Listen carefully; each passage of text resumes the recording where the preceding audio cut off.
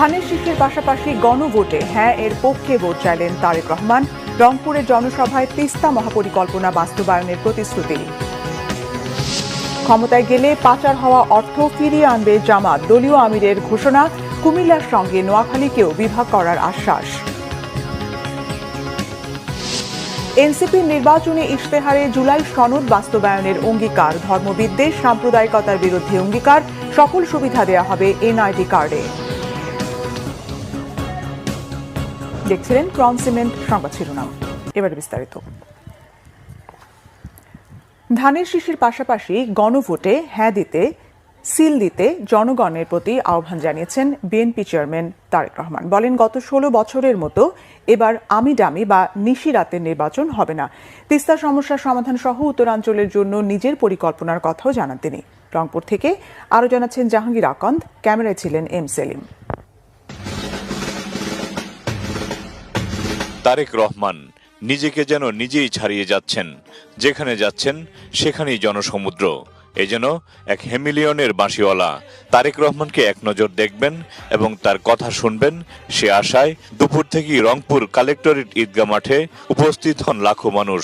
সকাল থেকেই রংপুর বিভাগের বিভিন্ন জেলা ও মহানগর থেকে মিছিল নিয়ে নেতাকর্মীরা জনসভায় যোগ দেন। এ সময় ধানের শীষে ভোট দিতে নানা স্লোগান দেন তারা। রাত 8:30টার কিছু পর নির্বাচনী জনসভায় হাজির হন বিএনপির চেয়ারম্যান তারেক রহমান। এ সময় উচ্ছ্বসিত লাখো জনতা তাকে স্বাগত জানান। তারেক রহমান হাত নেড়ে শুভেচ্ছা জানান সমবেত জনতাকে। তারেক রহমান যখন মঞ্চে আসেন তার আগেই কানায় কানায় পূর্ণ কালেক্টরেট ঈদগাহ ময়দান।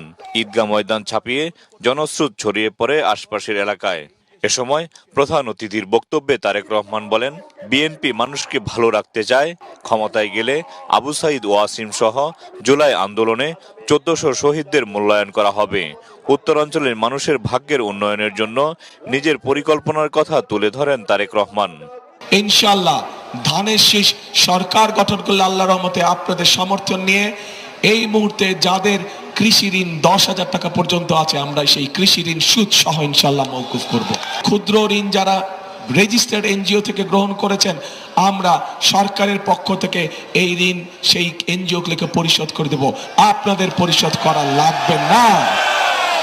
কৃষিজাত পণ্যের যারা ব্যবসা বাণিজ্য করেন, যাদের ইন্ডাস্ট্রি আছে, তাদেরকে আমরা বিশেষ সুবিধা দেব, যাতে করে তারা এই এলাকায় এসে তাদের নতুন মিল ফ্যাক্টরি স্থাপনের কাজ শুরু করেন।